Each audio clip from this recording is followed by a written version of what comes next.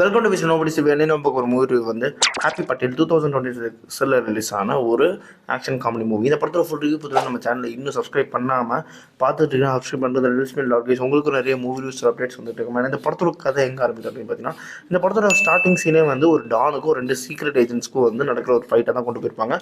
அந்த ஃபைட்டு வந்து அந்த சீக்ரெட் ஏஜென்ட்ஸோட வீட்லேயே நடக்கிற மாதிரி முடிச்சிருப்பாங்க. அந்த வீட்டில் வந்து நடக்கும்போது நம்ம டானுக்கு வந்து ஒரு புல்லட் பட்டுரும். அதுக்கப்புறம் வந்து அந்த ஏஜென்ட்ஸ்க்கு வந்து வீட்டில் வேலை செய்கிற அம்மா ஒருத்தவங்க இருப்பாங்க, அவங்களுக்கும் ஒரு புல்லட் பட்டுரும். ஸோ அதுக்கப்புறம் டான் வந்து அவங்க ஆளுங்க கொண்டு போயிடுவாங்க. அதே மாதிரி வந்து நம்ம இந்த வீட்டு வேலை செய்கிறாங்களோ அவங்களுக்கு ஒரு பையன் இருப்பான். அந்த பையனை வளர்க்குற பொறுப்பு வந்து இந்த ரெண்டு சூப்பர் ஏஜென்ட்ஸ் கிட்ட வந்துடும். தென் டான் இறந்ததுக்கப்புறம் அவரோட பதவி வந்து அவருக்கு வந்து ரெண்டு பசங்க ஒரு பொண்ணு இருப்பாங்க. அந்த பொண்ணுக்கு அந்த பதவி கிடச்சிடும். அந்த பொண்ணு தான் ரெண்டு தம்பிங்களையும் வந்து கொல்ற மாதிரி தான் வந்து சொல்லியிருப்பாங்க கதையில், ஆனால் காமிச்சிருக்க மாட்டாங்க.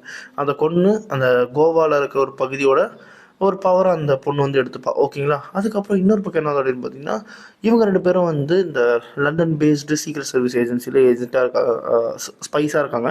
ஸோ வந்து தன்னோட பையனை வந்து இப்படி மாற்றணும் அப்படின்றதுக்காக எக்ஸாம் எழுத வைக்கிறாங்க. ஒரு 6-7 தடவை எக்ஸாம் ஃபெயில் ஆயிடுறான். அந்த ஹாப்பி பட்டேல் அவனோட பேர். ஓகேங்களா. அவனுக்கு வர்றது வந்து என்ன அப்படின்னு நல்லா வர்றது என்ன அப்படின்னு பார்த்தீங்கன்னா, குக்கிங் அண்ட் டான்ஸிங் நல்லா வரும். ஸோ அதுக்கப்புறம் இந்த பக்கம் வந்து இவங்க வந்து அப்பாவுக்கு ரிவெஞ்ச் எடுக்கணும் அப்படின்னு சொல்லிட்டு நிறைய இன்ஃப்ளூயன்ஸ்லாம் வச்சு அந்த ஏஜென்சி மூலியமாகவே இவர் ஹையர் பண்ணுற மாதிரி ஹையர் பண்ணி இந்தியாவுக்கு வந்து ஒரு மிஷனுக்கு வந்து அனுப்புகிற மாதிரி. இங்கே வந்த உடனே இவங்க வந்து அவங்க அப்பா ரிவெஞ்ச் எடுக்கணும், அப்பாவோட ரிவெஞ்ச் எடுக்கணும் அப்படின்றதுக்காகவே அந்த பையனை கொல்லணும் அப்படின்றத வந்து பண்ண ஆரம்பிப்பாங்க. ஓகேங்களா. அண்ட் அவரும் வந்து அங்கே வந்து அவர் வந்து ஃபாரினர் மாதிரி வாழ்ந்துருப்பார். தென் அதுக்கப்புறம் வந்து ஹிந்தி கற்றுக்கிட்டு தென் அதுக்கப்புறம் இங்கே வந்து அந்த தெரியாத அந்த அதாவது தடுமாறி பேசுகிற அந்த ஹிந்தியை வச்சுக்கிட்டு இங்கே வந்துட்டு இங்கே இவருக்கு ஒரு லோக்கல் கேங்கு ஹெல்ப் பண்ணுறதுக்கு ஒரு லோக்கல் கேங் இருக்கும். அந்த கேங்கை வச்சு அந்த மூவ் பண்ண பார்ப்பாங்க. அவர் உள்ளே போக ட்ரை பண்ணுவார் அந்த டானோட அவங்க அந்த பொண்ணோட இடத்துக்குள்ளே. பட் அது வந்து முடியாது. தென் அதுக்கப்புறம் வந்து அவங்க சைட்லேருந்து ஒரு டபுள் ஸ்பையை வந்து இங்கே அனுப்புவாங்க. லைக்